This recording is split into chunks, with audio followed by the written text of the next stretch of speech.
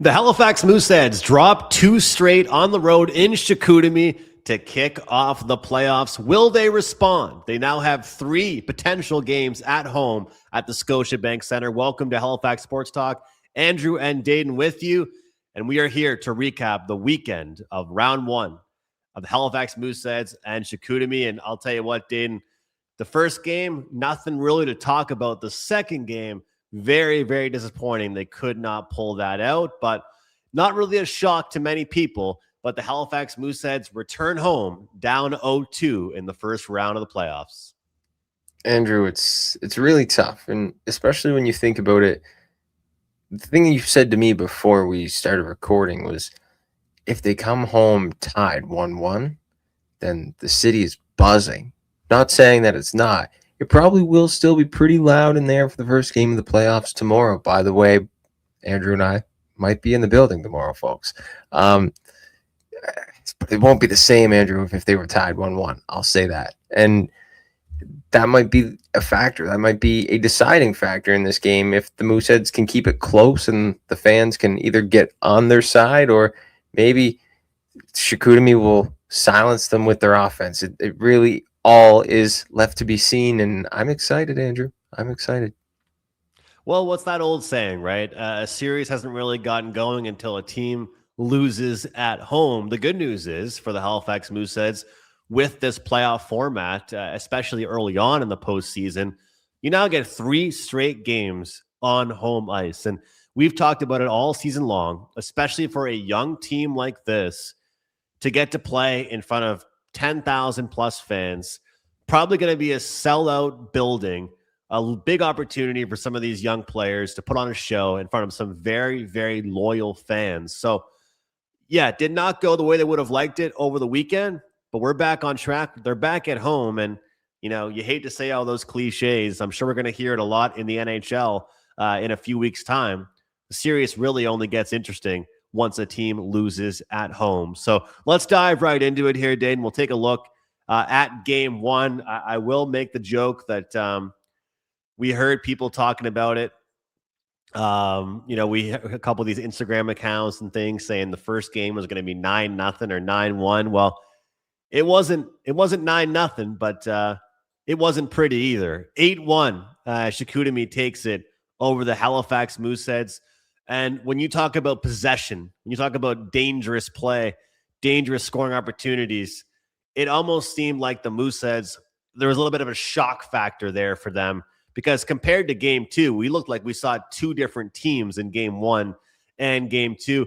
When you talk about the seeding in this matchup, let's just say, look, you could tell which team was the higher seed, and it didn't take long to be able to tell that early on. Well, Andrew, I think you texted me and you said, well, those guys weren't very far off their predictions. And by that, you mean the QMJHL and Talk and Puck Instagram accounts that predicted a 9-0 game one score. Obviously, they're quite literally one goal off on each side. And if you take a goal down on the Mooseheads side, add a goal on Chicoutimi's side, they were bang on. So that's that in the first game. Like you said, there's not much to talk about if you're a Mooseheads fan or anyone that talks about the Mooseheads, but you can talk about the Saguenéens and the way that they were able to kind of explode in that first period. They were able to get one on the board, the Mooseheads were, by Daniel Walters, but in the second period, or the third period rather, Chicoutimi opened up the scoring, and then there was a goal around the 5-minute mark. Then there was a goal quite literally 19 seconds later, and then at the 12-minute mark, and then a goal at the 12-minute and 49-second mark. So there was pretty back-to-back scoring, you could say, in that third period from the Saguenéens, and they were pretty much all over. And like when you have a roster like that, Andrew, you can control games. That's exactly what they did. First game at home, they're probably buzzing, and hopefully that's what goes into the Mooseheads game one at home as well. Hopefully they're buzzing, and I'm not saying they can put up 8 goals, but 2 or 3 would be nice. Definitely. And we'll get into game two in a few moments, but the thing that worries me the most, Aiden, is you look at this one, the Sag scored 8 goals. They only had 1 power play goal. Like when you look at a scoreline like that, a lot of times you're predicting maybe there were 2, 3 I don't know, a whopping 4 power play goals. No, they were 1 for 3 on the power play, but they scored 8 goals on the night. That's a concern there because that's like some Colorado Avalanche stuff. You're putting up those numbers all at 5-on-5 even strength and not even needing the power play. But here's the thing. If you're the underdog in the series, you cannot afford to go 0 for 4 on the power play. And that's what the Halifax Mooseheads did. So, I mean, you talked about it. This team, they have to have the big players step up. And you and I were talking about before the show started about maybe sometimes these guys will step up, especially at home. And in hockey, a lot of people forget about it. The last change is so crucial as well. You get that last change in the playoffs to be able to get those matchups that you see fit, because let's be real here, maybe not for the top end teams in the queue, but CHL hockey overall, junior hockey, it can be a little bit top heavy, right? So if you can get your top guys now out against their weaker players, not that there's many weak players on that team, it's going to be real advantageous for them to take advantage of it now back at home. But 0 for 4 on the power play.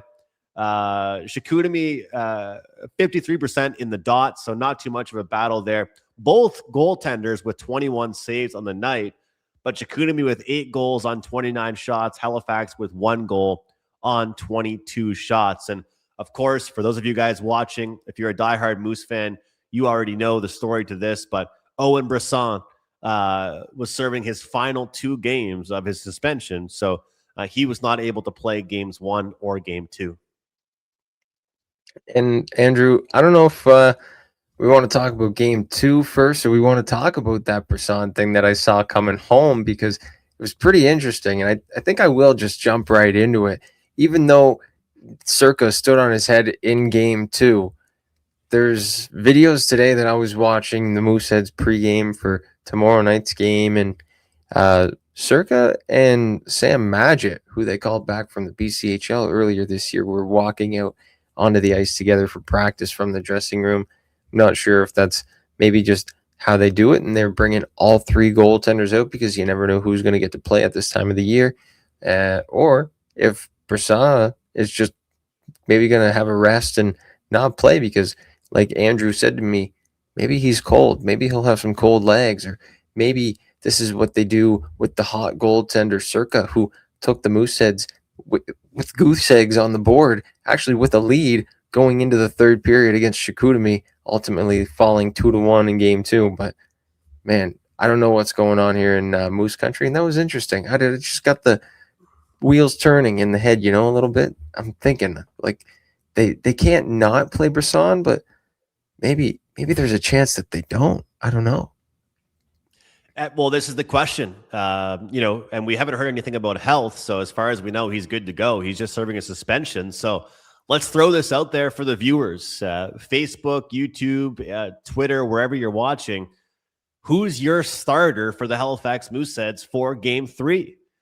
Because I think this is more of a question than people realize that it really is, because you've got a guy that just missed the final 5 games for the Halifax Mooseheads. The final 3 games of the regular season and the first 2 games of the playoffs.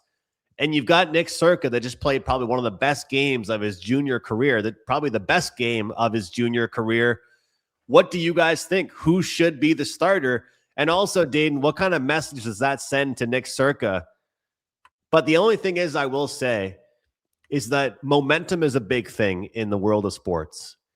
And if you want to talk about momentum, just ask the Vegas Golden Knights, who just fired Bruce Cassidy after having an unbelievable coaching tenure with the Knights.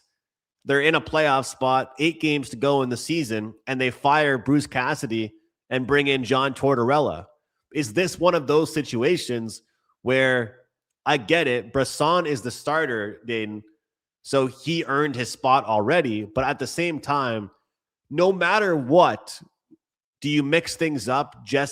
Even if the game was 2-1 or it was 8-1, do you think they already had their mind up that if they lost that game, they're playing Owen Bresson the next game? See, I'm not 100% sure, Andrew. You can't really be 100% sure on that. And I'm not 100% sure if, what I would do if I was Brad McKenzie going into game 3. This is tough, and this puts them in a pickle. You're looking at Cirka. He just stopped 30 of 32 in game 2. And the game winner, I will note, was on a power play for Chicoutimi. So it's not like he just got beat on a weak shot on like a 2-on-1 or something. This was a power play. The Sags were obviously one of the best power play teams in the league. They're able to set up in the offensive zone, and unfortunately, he got beat. One good thing about Nick Cirka, he's like 6'4", 6'3", 6'4" at the age of 17. So he's also only going to grow, but for right now, he's already a tough goaltender to beat. So putting him in net might not be a bad idea. It really is up to the hot hand. I think if I was Brad McKenzie, I'd look at who, and we hear coaches say this all the time, Andrew, but whoever gives our team the best chance to win. Absolutely. And again, it's between that and it's also against with momentum, like, or mixing things up, changing things up. And you do feel for him. And of course, if Bresson does end up back in, you and I have the most faith in that guy. And he was the number one all year long.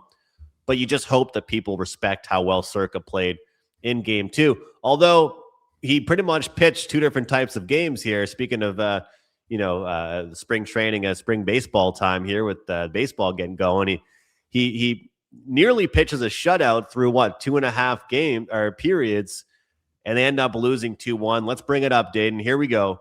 Mooseheads drop game 2, 2-1. And you were talking about it. Just such a great defensive effort, a great goaltending effort.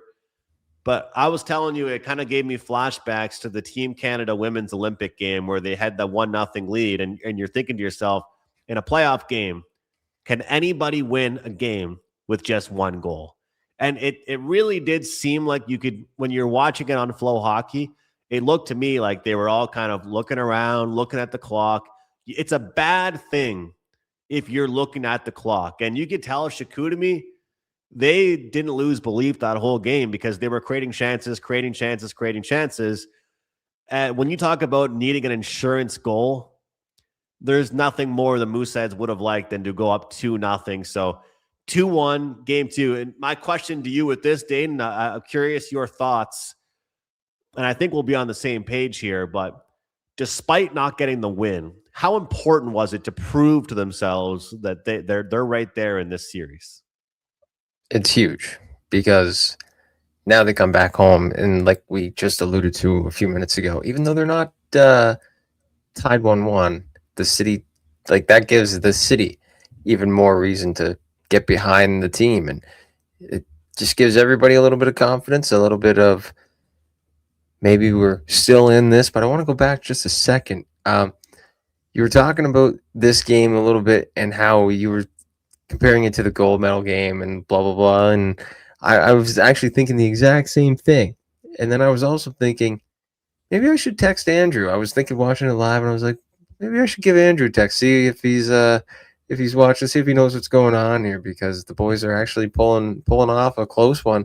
And then maybe 30, 45 seconds later, they got that tying goal. And I thought, okay, yeah, maybe I shouldn't. Maybe I'll hold off. And a couple minutes later, rather, they get the power play, and they get the power play goal. And all went out the window. And I will say, Andrew, even Pat knew about that. I brought it up this morning, and I was like, hey, Pat, I was actually going to text Andrew about that. And he goes, oh, yeah.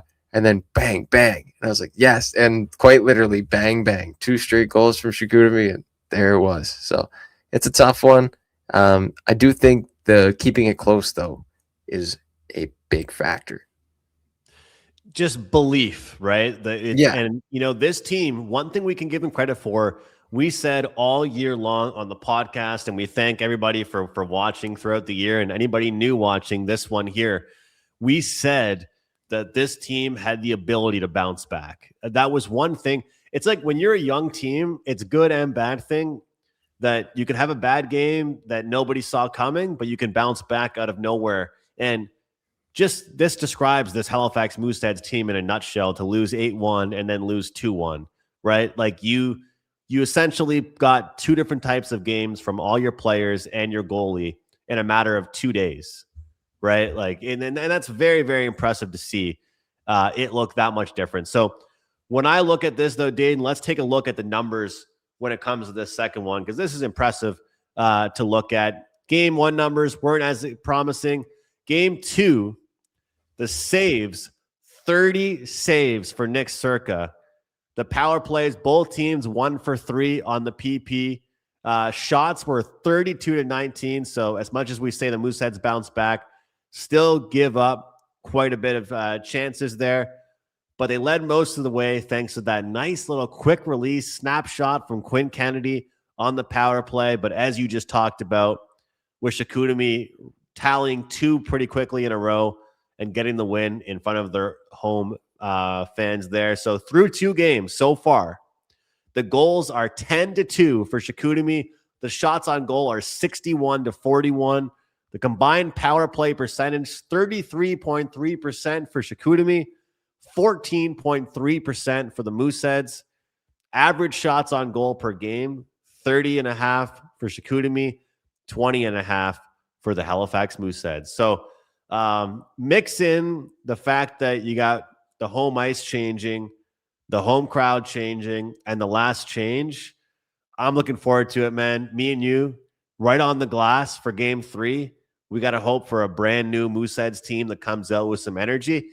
And, you know, I know this sounds kind of simple to say, but you almost want some garbage goals. Like, do you remember 2 years ago when they had a pretty good team and they lost in the first round? And then last year they upset in the first round. And sometimes what it takes is to be a playoff caliber team. You got to score some garbage goals. They can't all be nice, Dayton. Oh, you're muted there real quick, Dayton. I'll try and unmute you there. No, sorry, I got it, Andrew. There was actually sirens going off a couple seconds ago, but I was gonna say, why'd you have to bring that up? I was watching in my room in Toronto on my laptop on CHL TV. I bought the pass for the whole first round of Q games, and I was watching there, and it was game 2. The Mooseheads lost game 1 at home.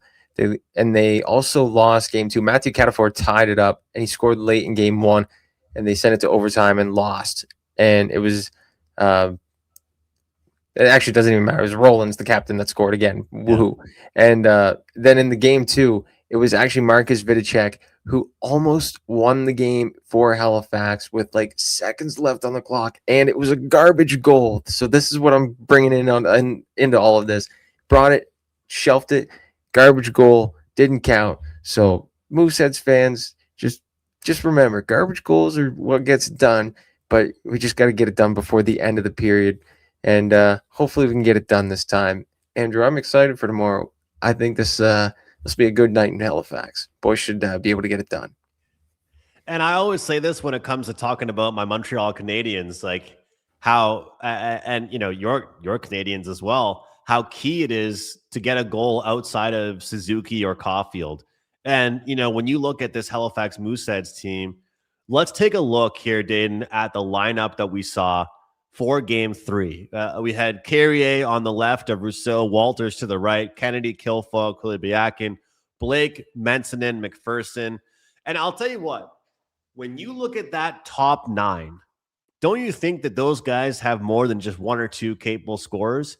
For a young team, this is a handful of players that should be able to contribute.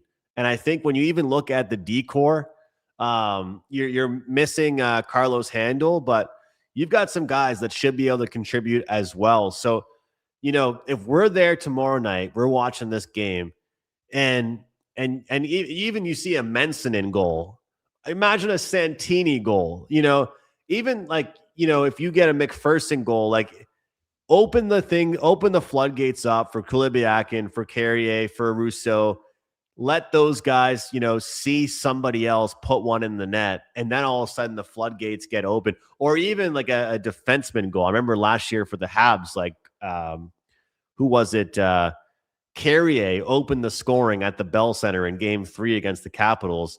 When you get a goal from a defenseman, what that will do for your team and your forwards, it brings a lot of life into the building as well. So do you think the lineup stays the same? Do they change it? Because we all know sometimes the coaches will change it once they're at home because they kind of like to balance lineups a bit more when you're on the road because you don't get that last change.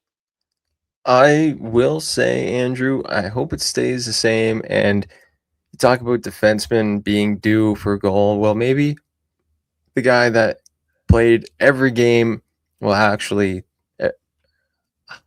don't want to say this for certain. I believe he got called up for the games 3, 4, 5, and for the rest of the playoffs once they came home. He didn't play game 1 or 2, I believe. But Ryan Fletcher, captain of the Valley Wildcats Junior A squad, he played outstanding last year on the back end for the Mooseheads. And you talk about a couple episodes ago that unsung hero that might be able to pop up throughout the playoffs. If Fletcher can stay solid and play his game, I think there's no chance. Or even the other one, Brendan Espinel. He's also been a prospect for the Mooseheads a couple of years. He's new to the lineup rather in the playoffs, and he might be able to get something started and get his name known around the city a little bit more. But like you're talking, a goal from the bottom 6 up top would be spectacular. It would get the boys going. And I will say one more thing I learned on the broadcast this weekend. Credit to Gareth McDonald for pointing this out. Chicoutimi, the Centre Georges Vézina, is the only Olympic ice surface in the queue. So the boys are coming back from a wider ice surface back to what they're normally used to playing on, which is which could be a little bit of an advantage.